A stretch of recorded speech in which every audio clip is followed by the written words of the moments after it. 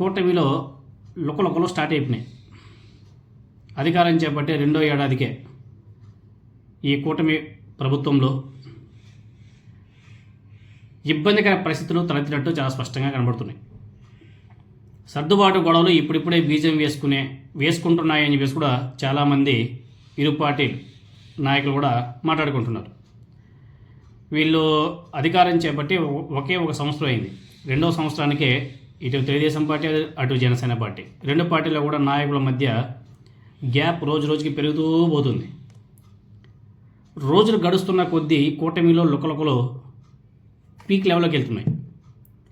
Janasena party శాసనసభ్యులు ప్రాతినిధ్యాన్ని వహిస్తున్నటువంటి నియోజకవర్గంతో పాటు ఆ పార్టీ బలంగా ఉన్న చోట్ల తెలుగుదేశం పార్టీ పెత్తనం ఆధిపత్య ధోరణి అధికమవుతుందని చెప్పేసి జనసేన పార్టీ నాయకులు చెప్తున్నారు. రీసెంట్గా మొన్న కూడా ఒక జనసేన పార్టీ నాయకుడు నాగబాబు గారి ముందు ప్రస్తావిస్తే మైక్ కట్ చేసి పక్కన పెట్టేశారు. ఇలా ప్రతి ఒక్క నియోజకవర్గంలోనూ పరిస్థితి ఇలానే ఉంది. దీని తీవ్రత ప్రత్యేకించి చెప్పాలంటే ఉత్తరాంధ్ర జిల్లాలో ఎక్కువగా ఉంది అని చెప్పేసి తెలుస్తుంది. కొన్ని సందర్భాల్లో ఇవి బయట పడుతున్నప్పటికీ పార్టీ అగ్రనాయకత్వం పెద్దగా పట్టించుకోవట్లేదని చెప్పేసి జనసేన పార్టీ కేడర్ అంతర్మదానికి గురవుతుంది. బాధపడుతున్నారు వాళ్ళంతా కూడా.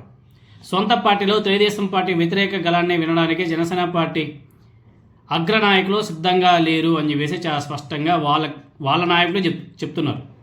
విజయనగరం జిల్లాలో ఉన్నటువంటి నెల్లిమర్ల నియోజకవర్గం, అదేవిధంగా విశాఖపట్నం సౌత్ నియోజకవర్గం, అనకాపల్లి జిల్లాలో యలమంచిలి నియోజకవర్గం, ఈ నియోజకవర్గాల్లో ఇన్ఛార్జీల పెత్తనంతో జనసేన పార్టీ నలిగిపోతుంది అని చెప్పేసి రైజ్ సర్వే సంస్థ చీఫ్ ప్రవీణ్ పుల్లాట ఆయన సోషల్ మీడియా ద్వారా వెల్లడించడం కూడా జరిగింది.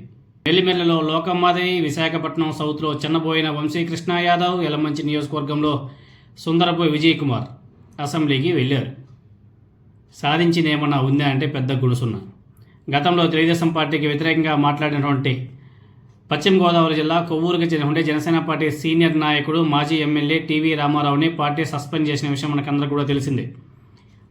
మొన్న విశాఖపట్నంలో తెలుగుదేశం పార్టీ కేడర్కు వ్యతిరేకంగా జనసేన నాయకుడు మాట్లాడుతుండగానే నాగబాబు గారు మైక్ కట్ చేయించిన ఉదంతాన్ని కూడా మనం ఉదాహరణగా చెప్పుకోవచ్చు. ఇలా చాలా ఉన్నాయి.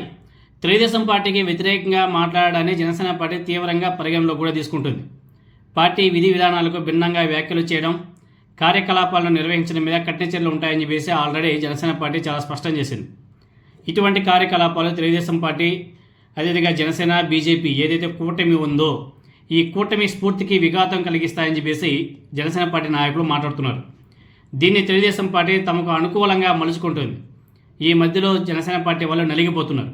ఎందుకంటే పవన్ కళ్యాణ్కి, నాగబాబు గారికి, అదేవిధంగా ఆ పార్టీ అగ్రనాయకులకు తెలుసు తెలుగుదేశం పార్టీ సపోర్ట్ లేకపోతే మన రాజకీయ భవిష్యత్తు శూన్యమని చెప్పేసి వాళ్ళకి తెలుసు. కాబట్టి వాళ్ళు ఎప్పుడు కూడా తెలుగుదేశం పార్టీ కింద పనిచేయాల్సిన అవసరం కూడా ఉంటుంది. తెలుగుదేశం పార్టీ అగ్రనాయకత్వం ఏది చెబితే అది చేయడానికి జనసేన పార్టీ సిద్ధంగా ఉండాలి.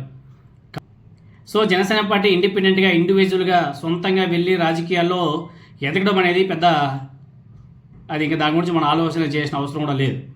సో ఫైనల్గా జనసేన పార్టీకి తెలుగుదేశం పార్టీయే దిక్కు, తెలుగుదేశం పార్టీకి కూడా జనసేన పార్టీయే దిక్కు. ఆ రెండు పార్టీలు విడిపోయి పోటీ చేస్తే వాళ్ళ రాజకీయ భవిష్యత్తు శూన్యం అనేసి తెలిసి ఇదిగో జనసేన పార్టీ అగ్రనాయకత్వం సైలెంట్గా తెలుగుదేశం పార్టీకి అగెనెస్ట్గా ఎవరు కూడా మాట్లాడకూడదు. వ్యతిరేక కార్యకలాపాలు చేస్తే జనసేన పార్టీలో ఉన్నటువంటి నాయకులను కూడా మేము సస్పెండ్ చేయడానికి సిద్ధంగా ఉన్నామని చెప్పేసి వార్నింగ్ కూడా ఇచ్చారంటే జనసేన పార్టీ పరిస్థితి ఏ విధంగా ఉందో మనం అర్థం చేసుకోవచ్చు.